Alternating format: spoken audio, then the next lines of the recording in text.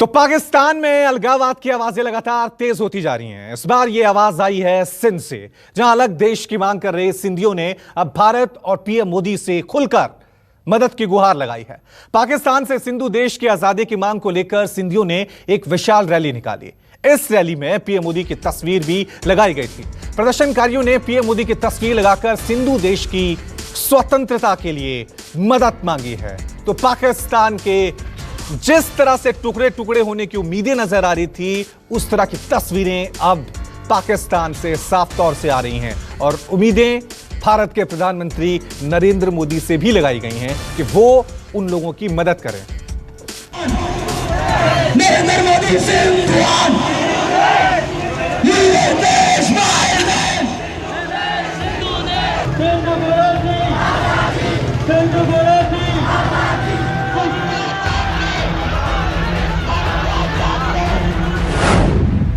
पाकिस्तान में इमरान के खिलाफ नारेबाजी, सिंधियों ने मांगी पाकिस्तान से आजादी।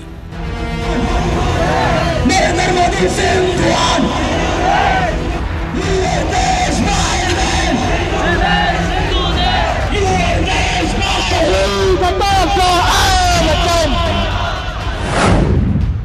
अलग सिंधु देश की मांग तेज, पाकिस्तान के साथ रहने से परहेज।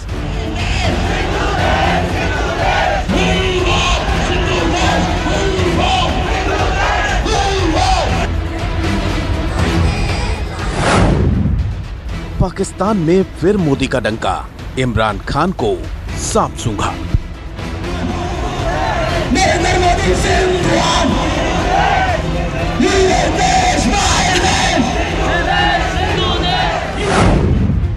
जमशोरों में गूंजी आवाज, मोदी हमें करवाओ आजाद।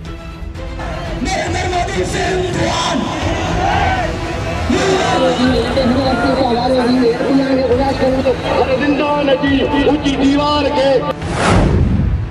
सिंध में पीएम मोदी की तस्वीर तय करेंगे पाकिस्तान की तकदीर।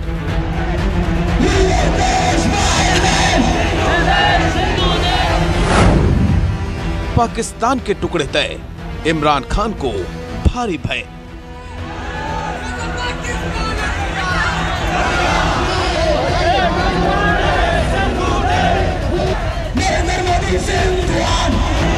जी हां, हजारों की संख्या में सड़क पर उतरे लोगों की ये तस्वीर पड़ोसी मुल्क पाकिस्तान की है।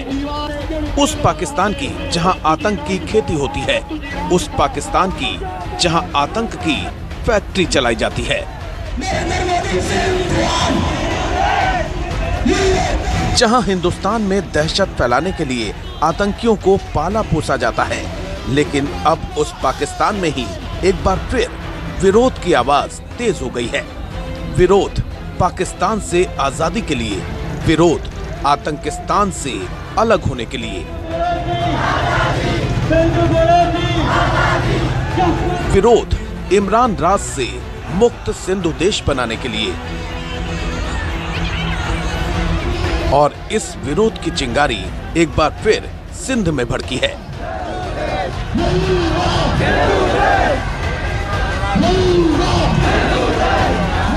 खुद को पाकिस्तान से आजाद कराने के लिए हजारों की संख्या में सिंधियों ने सड़क पर उतरकर विरोध प्रदर्शन किया है और पाकिस्तान के हुक्मरानों के खिलाफ जमकर नारेबाजी की।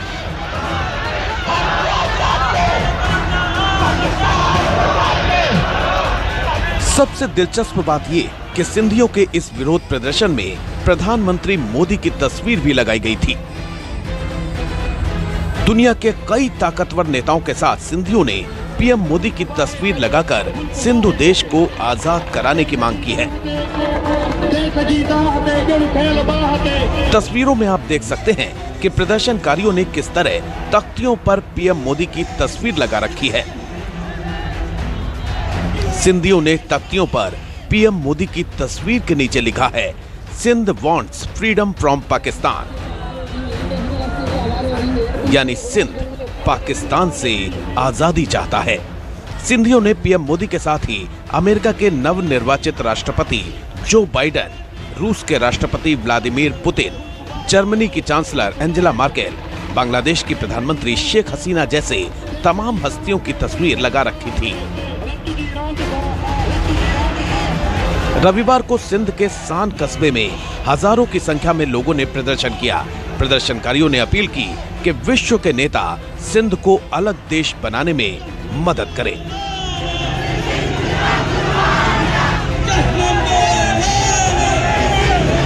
भारत में देखिए, सिंधियों के साथ चाहे वो विदेश में हो, कहीं पे भी हो या भारत में रहे, तो उनके साथ एक दूसरा है, वो बराबर का दर्जा है। लेकिन वहाँ पाकिस्तान में वो लोग समझते हैं कि उनके साथ में दोहतिया वो हो रहा है, तो इसलिए वो ज़्यादा वहाँ पे ये प्रॉब्लम है। और मैं समझता हूँ कि किसी न किसी तरह से इस बात को पाकिस्तानी सरकार और उनका एस्टेब्लिशमेंट अगर ठीक तरह नहीं लेगा तो उनको इस बात का मुआवजा भरना पड़ेगा। और सिंधी जो है उन्होंने देश के लिए बहुत कंट्रीब्यूट किया है, चाहे वो कहीं पे भी हो दुनिया में, और उन्होंने बहुत कंट्रीब्यूट किया है। उसके कंट्रीब्यूशन को, उनकी जो डिमांड्स हैं जेन्युइन, उनको मानना चाहिए। एक तरफ तो ये पाकिस्तान के लिए बहुत बड़े खतरे की घंटी है, दूसरी तरफ ये पाकिस्तान के लिए होप भी है।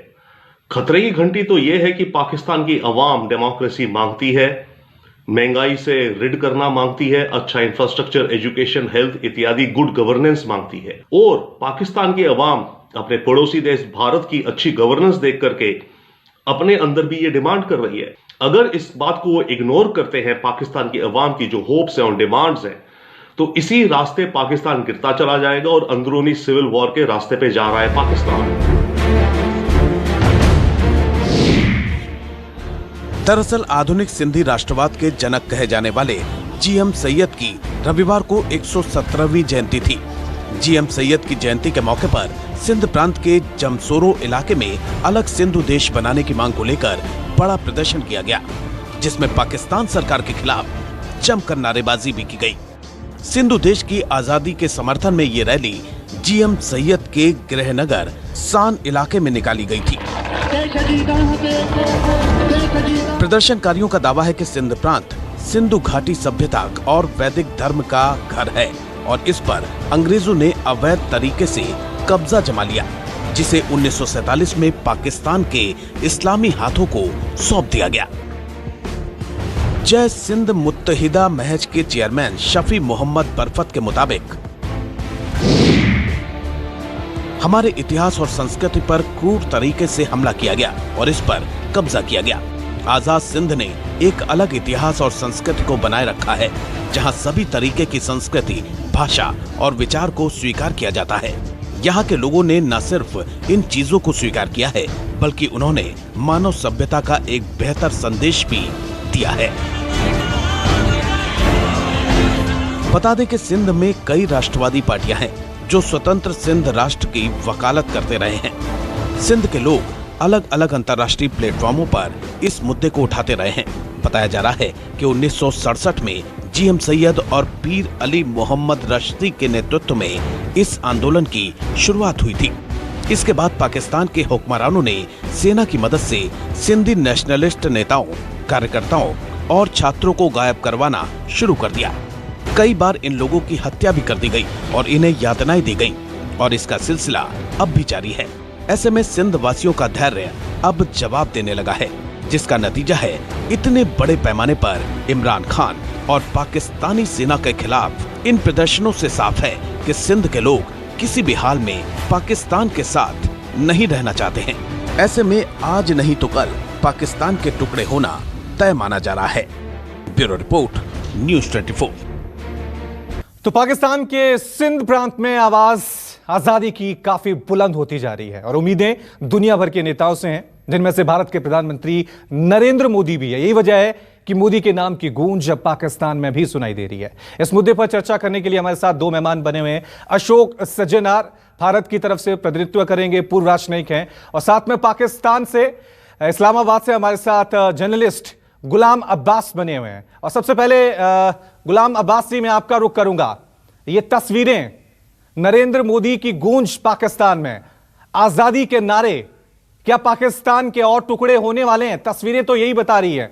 बहुत बुरा हाल है पाकिस्तान का भी।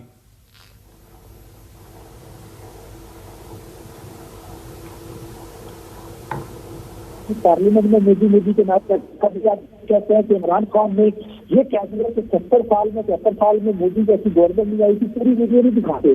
और आज भी आपने वही किया है।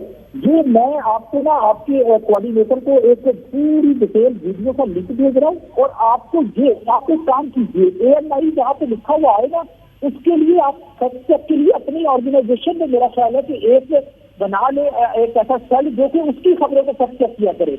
आप जफर हलाली की झूठी पेज चलाई आपने, बाद में माफी मांगी आप लोगों ने, और ये भी एक पोस्टर आप दिखा दें, मैं आपको पूरी वीडियो भेजता हूँ। और उसके साथ मैंने आपकी जब कोऑर्डिनेटर ने मुझसे रब्ता किया तो मैंने उसके बाद जो जान छोड़े का रिपोर्टर था उसको फोन किया, मैंने कहा यार ये कल हुआ है और मुझे इसकी डिटेल्स दो। उसने जो मुझे जवाब भेजा जो भी भेजता है पूरी वीडियो भी भेजता हूँ। आप एक काम कीजिए, आप पत्रकार हैं, आप अपनी जिम्मेदारी पूरी करते हुए ये जरूर कीजिए कि ये चीज भी चलाइए ताकि आपके लोगों को पता चले मोदी को किस चीज का खौफ है, कि क्यों झूठी वीडियो, क्यों प्रोपेगेंडा ये फैलाता है। आज इस्लामी की बात आप करने की बजाय आप इसके ऊपर आ गए। आप हमें पता है कि सिंध में और बलूचिस्तान में टेररिज्म में इंडिया इन्वॉल्व है, और हमारे DGISPR आज नहीं 3 महीने पहले ये कह चुके हैं कि सिंध में और बलूचिस्तान में भारत जो है वो टेररिस्टों को इकट्ठा करके एक्टिविटीज कर रहा है। लेकिन ये जो आप ड्रामा किया, आपने पूरी रिपोर्ट मैंने देखी आपकी, इसमें रत्ती बराबर भी ठाकुर जी सच नहीं है, रत्ती बराबर भी। ये गुलाम अब्बास साहब, आपको लग रहा है कि पाकिस्तान में कुछ भी गलत होता है उसके पीछे हमेशा भारत का ही हाथ होता है? ये जो लोग पाकिस्तान के सिंध में पोस्टर पकड़े हुए हैं, ये जो लोग आजादी के नारे लगा रहे हैं, ये भारत के नहीं हैं, ये पाकिस्तान के ही लोग हैं, पाकिस्तान की सरकार से सताए हुए हैं, पाकिस्तान की सेना के जुल्मों से इंतजार कर रहे हैं। यही वजह है कि आजादी की ये मांग कर रहे हैं। तस्वीरें झूठ नहीं बोल रही हैं। मेरी बात तो सुन लीजिए, मैं आपको सबूत देता हूँ। मैं कह रहा हूँ कि मैं पूरी वीडियो आपको भेज देता हूँ, आप उसमें से एक नारा भी लगा दीजिएगा ना, दिखा दीजिएगा। ANI के लिए खुदा के लिए अपने ऑफिस में फैक्ट चेक लगा ले।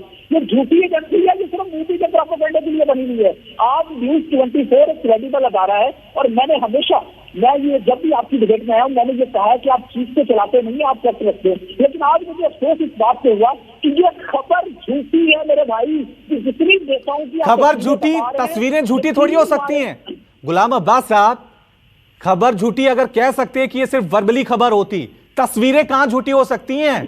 ये जो आजादी के नारे हैं, ये जो आवाज वहां आ रही है कि हमें पाकिस्तान से आजादी चाहिए, ये कैसे झूठी हो सकती है? बताइए मुझे, एक ठाकुर जी एक बात बताइए, आपने तो ये आवाजें भी चलाई थी कि मोदी मोदी के नारे लगे, हालांकि वो वोटिंग कह रहे थे। आपने तो आगा हिलाली का कह के एक अडॉप्टिव वीडियो जो है वो चला दी, तो उन्होंने मान लिया डिप्लोमेट ने। आगा हिलाली 2003 में मरे हुए थे, जफर हिलाली की पूरी वीडियो जब आई तो आप सबसे माफी मांगनी पड़ी।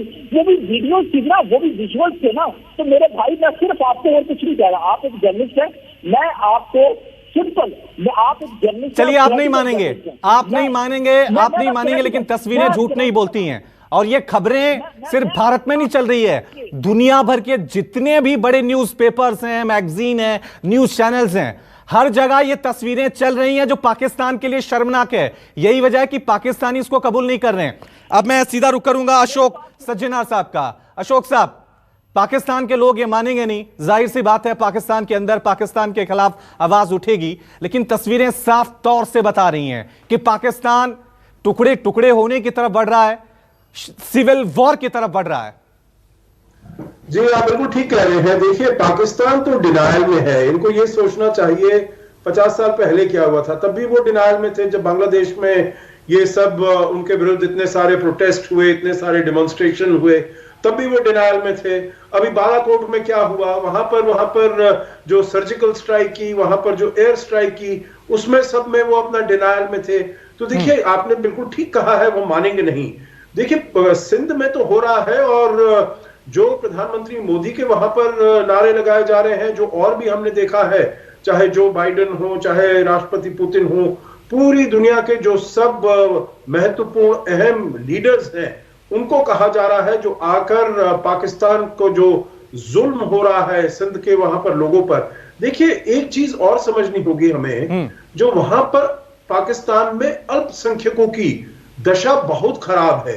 हर समय हम देखते हैं, हर समय रिपोर्ट आती है, चाहे वो हिंदू हो, चाहे वो सिख हो, चाहे वो क्रिश्चियन हो, उसके अलावा चाहे वो अहमदिया हो, बहाई हो, बोहरा हो, हर एक के विरुद्ध वो अपना वहां पर अपनी उनको ऑपरेस कर रहे हैं, उनके ऊपर अत्याचार कर रहे हैं। तो ये देखिए नई बात तो है नहीं। अभी सिंध में शुरू हुआ, सिंध में हमने कुछ समय पहले देखा, चाहे आर्मी, फौज और पुलिस के बीच में वहां पर इतनी वो हो गई थी, हाथापाई हो गई थी। उनके वो जो डीआईजी हैं उनको वो ले गए थे उठाकर, उनको गिरफ्तार कर लिया था। अभी हमने देखा कराची में स्टॉक एक्सचेंज में वहां पर हमला हुआ।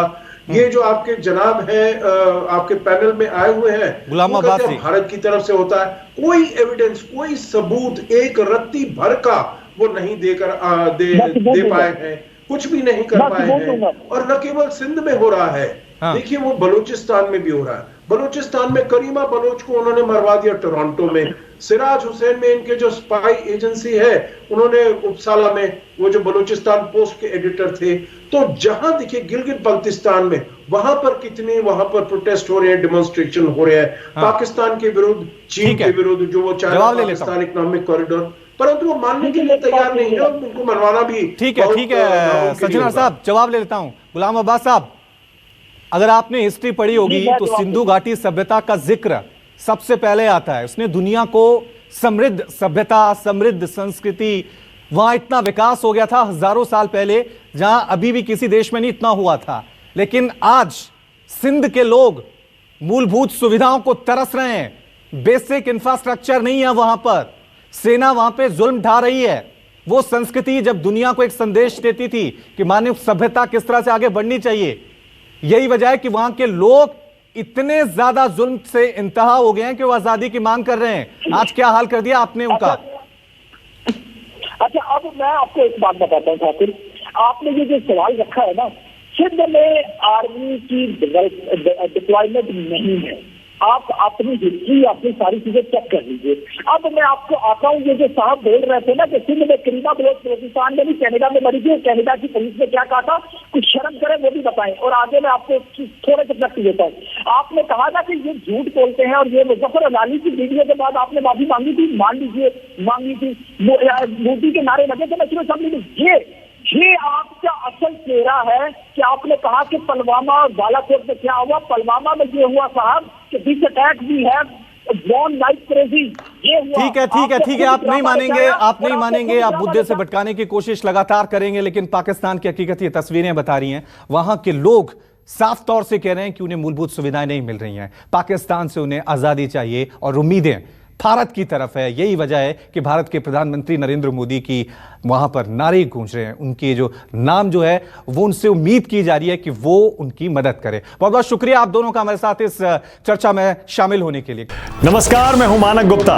अगर आपको हमारा ये वीडियो पसंद आया हो तो इसे लाइक और शेयर जरूर करें, और हां, हमें सब्सक्राइब और फॉलो करना ना भूलें ताकि आप देश और दुनिया की कोई खबर मिस ना करें। तो जुड़े रहिए हमारे साथ और देखते रहिए News 24।